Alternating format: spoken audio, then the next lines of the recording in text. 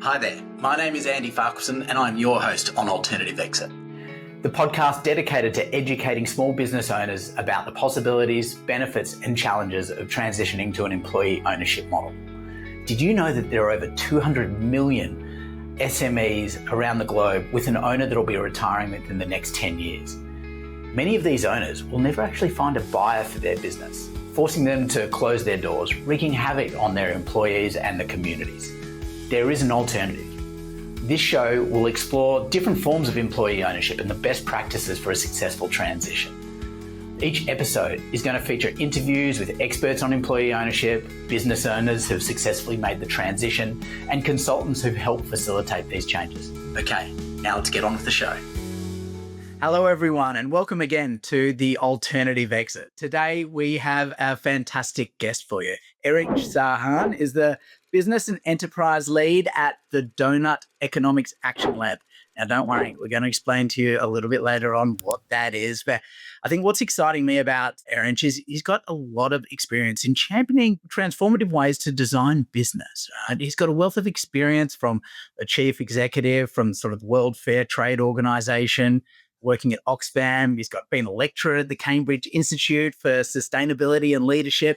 So all these have come together and given a really unique perspective on how we can be reshaping our business practices and how models like employee ownership can lead to a more equitable and sustainable future. So, Erinch, welcome to the Alternative Exit.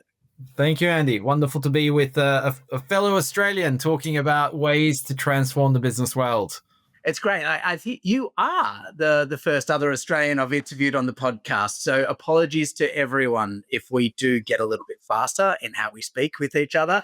And hopefully we can continue to articulate our words because it's not my strong suit. So Erinch, we did in the introduction, we alluded to telling people a little bit more about sort of what the Donut Economics Action Lab. I think that'd be a great place to start to help people understand a little bit more about the work that you're doing there today. So it starts with this concept of the donut, right? The donut, and I'm going to hold up a prop. I've got actually coffee in my prop for those that can see the video. It's a mug that is shaped as a donut. So imagine that donut shape and imagine the outer ring being a representation of this planet's boundaries, the planetary boundaries that Earth system scientists have told us we must not transgress. That's, climate change is one of them, but also ocean acidification, biodiversity loss, land conversion, ozone layer, etc. All of these 9 planetary ecological barriers that we must live within on this amazing planet of ours. The inside of the donut is the boundary that represents the social foundation. So we can't fall short on life's essentials. We need an economy that is neither overshooting the planet's boundaries nor falling short on life's essentials, and getting inside that donut becomes the goal of everything that we should be doing. Because currently we're in overshoot on planetary boundaries, and we are falling short on life's essentials for hundreds of millions of people stuck in poverty, growing inequality, etc. So that's the big picture. That's the macro vision. So how do we get into that? Well, donut economics emerged out of that. And my colleague, Kate Rayworth, who came up with the concept of the donut, wrote the book on donut economics, so ways to actually achieve transforming our economies and our businesses and our finances and our every other institution around us in order to get humanity into that donut. She's launched an amazing institution called the Donut Economics Action Lab, where we're helping loads of different people, thousands of people around the world who have taken these ideas of donut economics and started applying them in schools and education contexts, in city councils, in community organizations, in national governments, in research organizations, and the bit that I work on in the business world. And the implications on the business world are pretty profound when you start to say, look, the goal of this whole thing is for us to create businesses that are taking the actions, undergoing the transformations that are going to both live within the means of the planet and meet the needs of all. That ends up being the journey that I'm on with many hundreds of people around the world that are also interested in transforming the world of business. Yeah, that's super exciting. And look, a bold and exciting mission in terms of what you're trying to achieve, and it's, as I said, it's something that's really, really critical. But I think one of the reasons why I'm really excited about having you here on the podcast today is, as we're sort of thinking about the listeners, and they're people who are trying to, these owners who are retiring, who own a lot of these SMBs, looking for what is the alternative that we've got to be able to exit the business. And with the focus that we've got is around sort of employee ownership. We're seeing in terms of business structures, like what we're going to be showing, or what sort of you're talking about today, like employee ownership is a pathway to be able to achieve both of those elements, helping people live within the means while also helping us to stop falling short on providing those life essentials for people. So I'd love to sort of talk about, how do you think about sort of different models for ownership and how they can be designed in support of those two goals of the donut economy mission? Great question. So what we've been doing, and now I've worked with over 900 businesses the last 3.5 years in doing this work. Okay. It's just, usually in a room of 20, 30, business leaders, CEOs, etc.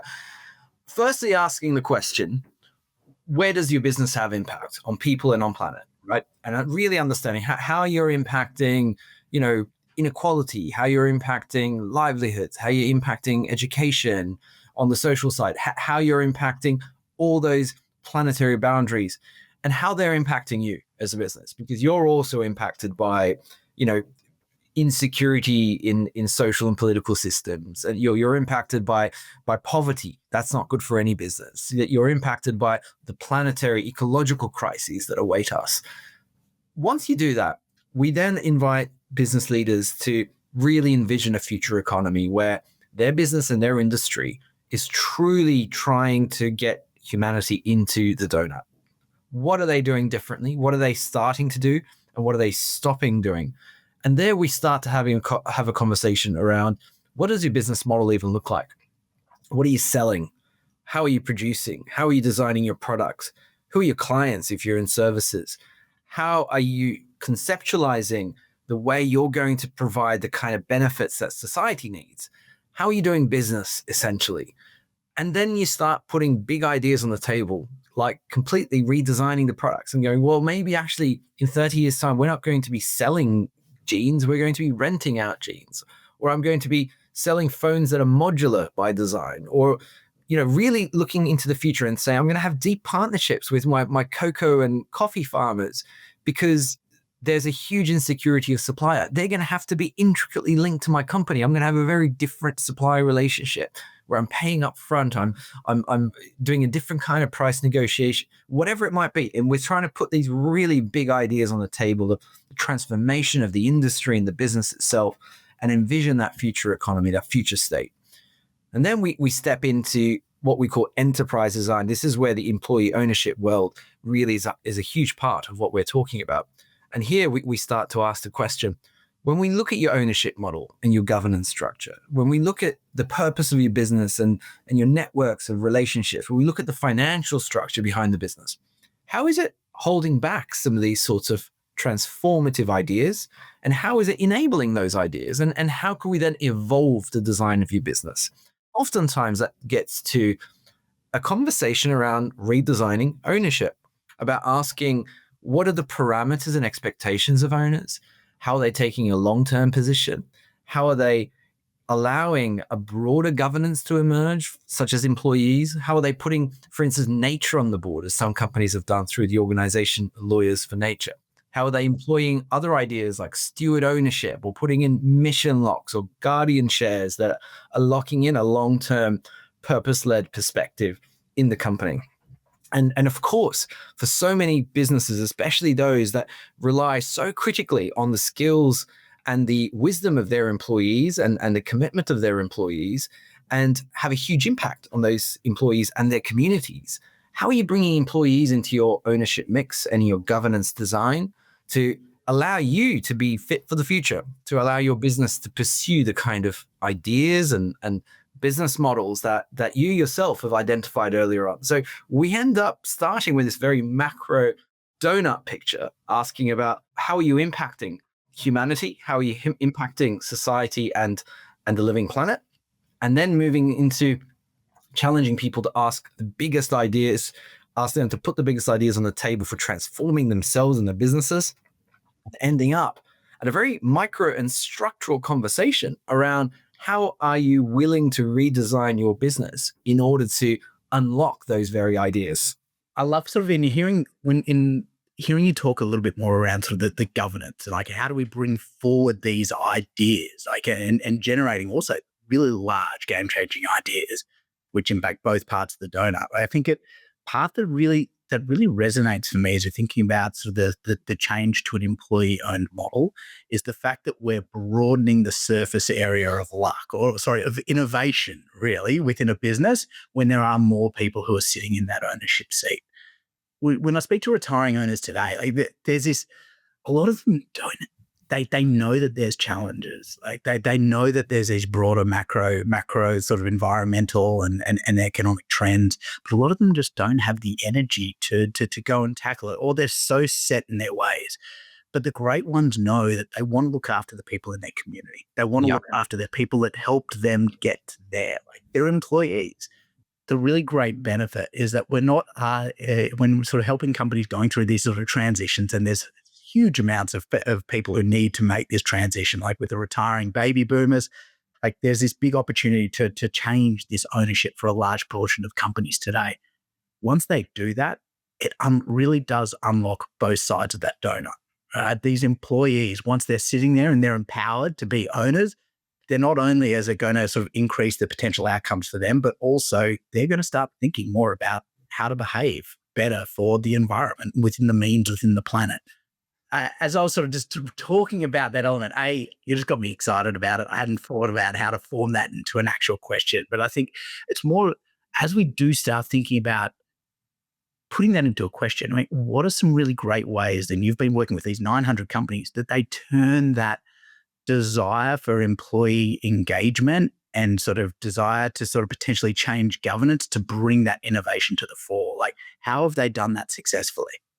I mean, what I've found, Andy, is that there are no two companies that have ended up at the same design, same enterprise design. Yeah. And the ones that have done it successfully have often allowed themselves to sort of geek out a bit and really sort of engage with the process of enterprise design, demystified it a little bit. You know, who sits on your board? Well, we can design that. You know, how are employees engaged, and how are different stakeholders and interests represented, and how are trade-offs navigated, and how do difficult decisions over, for instance, reinvestment into the business versus paying dividends or profit shares, how are they navigated? These are the kind of ideas that, by having an open conversation, by engaging deeply, and by seeing into the future a little bit and predicting some scenarios that might emerge, people start to have very forthright conversations and start to unpack some plans, unpack some models that could work really well. I mean, of course, there are lots of off-the-shelf models. I've seen you've done, episodes on employee ownership trusts, for instance.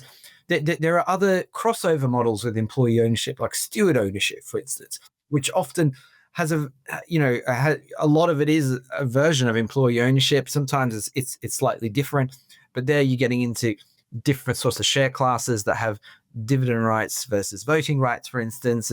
But all of these are up for design. So the best businesses and business leaders I've seen are allowing themselves to, maybe at the beginning of opening up this conversation, feel a sense of overwhelm because it feels like a new one. It feels like, we just go with the standard thing, private companies, limited liability, whatever it, there's a standard thing. My accountant knows about it. My lawyer knows about it. I'm down that, but then it takes a little bit of courage to kind of go, I'm going to step out of that comfort zone. I'm going to feel a little bit overwhelmed for a minute, but I'm going to sit with the discomfort of that and come out the other end and be a bit excited about the level of agency I can now have over these design choices around particularly ownership design and governance design, and then be deliberate about how they're going to be shaped to enable the kind of future I want this company to have. So to me, that the individual's perspective who are shaping that journey is absolutely pivotal. They do need a lot of excitement. They do need a lot of energy because, as you said, the people around them, their accountants, their lawyers, this is new for them. They don't know these things. And so they really need to be pushing people to be able to go make those changes. So just curious, I mean, is a big part of the work that you're doing to, I guess, educating the broader set of intermediaries as well as just the businesses about, hey, what's required for us to sort of to live within the means? Yeah, it is. I mean, a lot of it, educating is probably a bit heavy to describe what we do. I think we're thought partners. We try to support and foster people to show leadership in their own space. So we've got, a large number of consultants, business networks, incubators that are using these tools that I've created on looking at enterprise design, revisiting enterprise design. But we've also, through them, learn just the diversity of context, because it does sometimes depend on your jurisdiction and the laws. Yeah. And, people in the employee ownership world, of course, know very well the differences in, tax treatment of capital gains and, the different legal structures that are possible in common law jurisdictions where you've got things like trusts, and in more civil law countries like the one you're sitting in, where maybe you'd use a foundation or some other structure. It's really diverse. So there isn't sort of a nice off the shelf, plug and play model that allows you to ignore any of the details. I think a lot of it's about drawing people in and saying, this stuff is a choice. Like, the mainstream models that dominate the business ownership and governance structures in our economies, they were invented just like everything else. These are human inventions, and we've just sort of stuck with certain things, and there's been a momentum that's emerged. But you don't go into the local forest and see, a limited liability, privately owned company walking around. Like, that was created by people who designed this thing to make certain decisions, shape, economic features of a business. And as business owners and employees and other stakeholders, like, it's something you can get involved in as well, and just be choiceful about how you're shaping the design of the business. Okay. So if we think about, I mean, what role do you see as, like, when you talked about this sort of myriad of different models, I mean, what role do the models play in creating businesses that prioritize both the social and ecological goals of the donor? Well, I mean, I think critically that there's a number of ones. One is like products and services. How are the products and services a company is providing able to help humanity into the donut? And some of them need a pretty transformative change. If you're in fast fashion today, you're probably needing to look hard at how that model is going to transform away from fast fashion and towards much more slow, ethical clothing. It might not even be fashion where we end up with what the products are. If you're in electronics, we're talking, of course, about modular design. That is, those rare materials that are used, like, what a waste that they get thrown out, and so much of it never gets reused and repurposed. If you're in the building industry, again, we need to repurpose a lot of the concretes that's already been laid. We need to find ways to take advantage of materials. So ecologically, I mean, agriculture, there's so much to say about, the transformations needed that are hurting the soil, hurting the long-term productivity of agricultural land, and of course, putting at risk our own food security. Energy is the very obvious one. We need to move towards much more renewable and ecologically sustainable production of energy and away from fossil fuels. So all of the ecological factors are yelling at us and holding up a mirror and saying, look, you're putting out of balance this delicate life-supporting system that this, wet blue spinning rock we all call home relies on to allow us to live and thrive as humans. Like, this is a threat. Like, if we go out of whack and out of balance across those planetary boundaries, we're not going to have conditions conducive to life. We're going to put at threat a lot of the prosperity and thriving economies that we're having to create. And critically, I mean, there are no profits on a dead planet either. So there is a mirror that I think the donut helps hold up to businesses, and the social side is just as compelling. Because social inequality leads to instability, it leads to higher costs, it leads to, huge uncertainty into the future. It leads to economic and political risks. It undermines the very fabric of institutions that businesses rely on for stable economic conditions. So both of them are throwing a mirror back at businesses and saying, how are you going to transform yourself and your industry to belong in the kind of economy we're now having to create to help humanity live in the donut?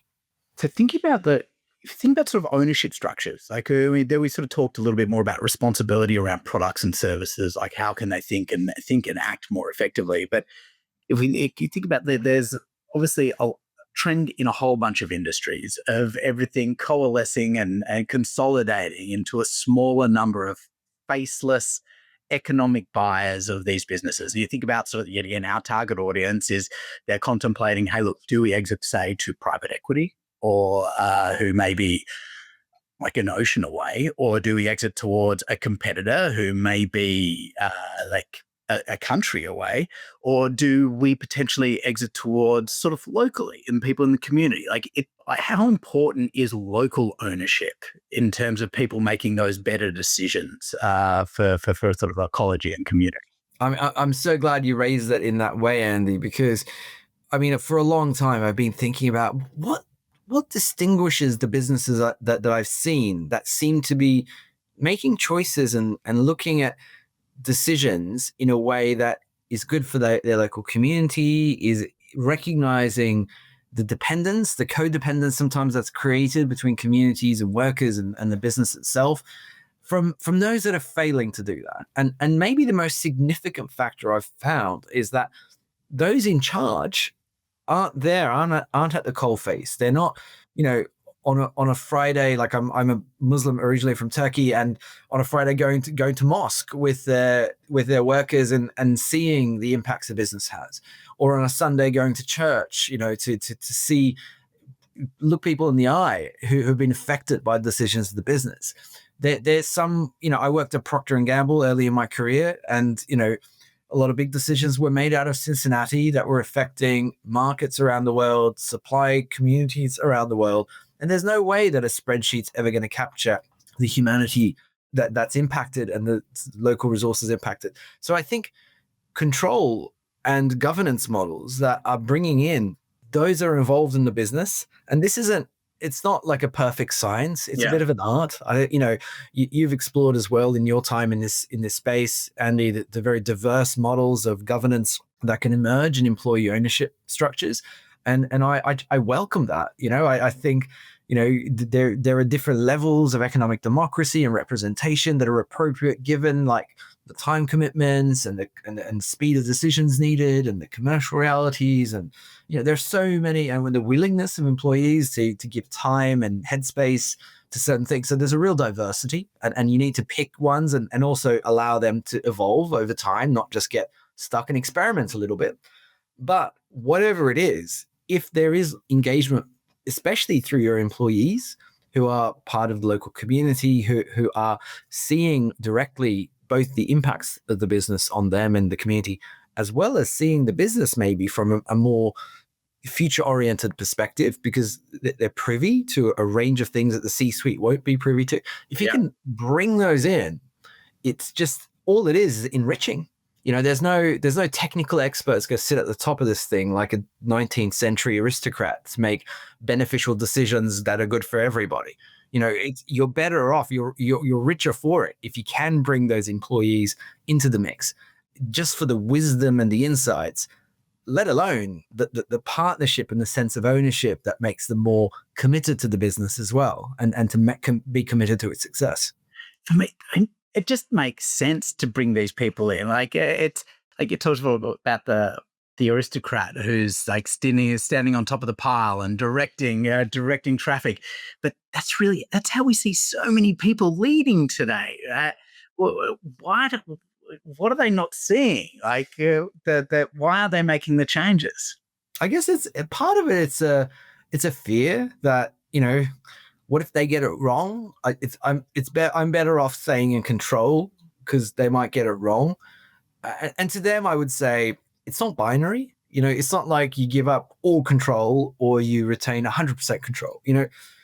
again, I think in a previous episode, you mentioned, there was a discussion about how, even through the exit process, the previous owner can stay involved. And I think that your guest used the term keep a hand on the steering wheel as well. Like you can there are a whole different, there's diversity, is a whole spectrum of ways that you could incorporate, and then that could evolve over time as you give up more and more to the employees over time, for instance, and bring in the right ones and experiment with models and approaches. But I think there is a fear that, if I give up control, what if on a whim there are big mistakes made? And you've got to respect that perspective too, and tailor and design the process to address some of those concerns. But the answer can't be there could be shortcomings, so let's not do it at all. The answer must be there could be shortcomings. Let's be mindful of those and test and experiment and let the journey evolve, so we minimize and mitigate some of the risks and we maximize the benefits that emerge from that process. Yeah, I love, I guess, more pragmatic approach, and just sort of hope that more people start to adopt that. I mean, they start teaching more about that in management programs. It's like people go through an MBA and look at it's what comes they're parts of that is mentioned in their courses, like how to be a better leader, more inclusive, engaged leader. That happens, but they come out and everyone's really focused on, I can control a spreadsheet. And to control the spreadsheet, the best way is me barking to get that or a demand, rather than, hey, look, getting the voice of the customer, getting the voice of the employees, the workers to open up those opportunities to create better, more inclusive models. I did have sort of a question, like following off the back of that. I mean, you're obviously talking a lot about sort of people's fear of change. I mean, you've had a lot of experience across NGOs, social enterprises, large corporates, P&G. I mean, what do you see as like the biggest challenges for businesses when they want to transition to these sort of more responsible models? Yeah, I mean, I've found some really surprising challenges, such as the interests and experiences of professional services. Just to put a really practical one on the table, that I've met business leaders who've said, "Oh, I've talked to my accountant or my lawyer about transition planning and about possibilities of employee ownership or steward ownership, and they didn't seem to know anything about it, and they tried to dissuade me from doing it." I wouldn't underestimate like the credibility that sometimes like long-standing professional service partners can hold over the decisions of the business itself. So that one surprised me. I've discovered that like a high number of times that's the case. I've also discovered that sometimes the owner is keen, but the employees don't even realize it's an option. That and they kind of look at the employees and go, "Well, I'm not hearing the enthusiasm," because they're like, "Well, I haven't really been a part of this, or I don't know." And there's like a little bit of a you go first kind of standoff that emerges that makes it hard to go, well, is this going to be top down or bottom up? How's this going to, emerge? And I think there is a necessary discomfort to overcome there as people warm to an idea. Most people have never been a part of an employee ownership transition. So of course they're going to approach it with a level of uncertainty and not know like, ooh, what does this exactly mean for me? So there's a journey of awareness raising and education and having some of those conversations. And the last one I think is there isn't a culture of talking about money sometimes, ironically, in business. Like we talk about sales and revenue, but when we start talking about valuations and dividends and reinvestment, it's been traditionally quite an elite group that has done that.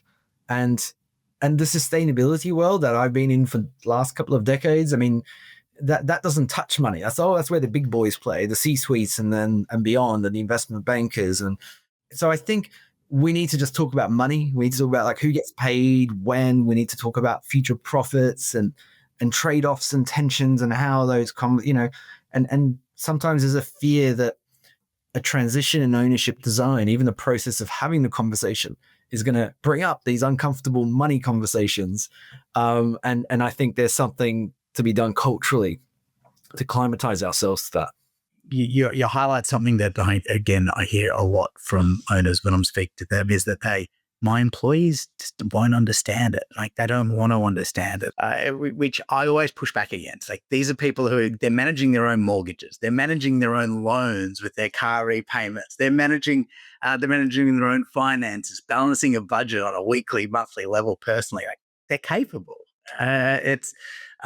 But again, so I go back to the sort of your earlier point is, look, there's a lot of fear, I say, of people providing that. Have you ever read the book, like the Great Game of Business by Jack Stack?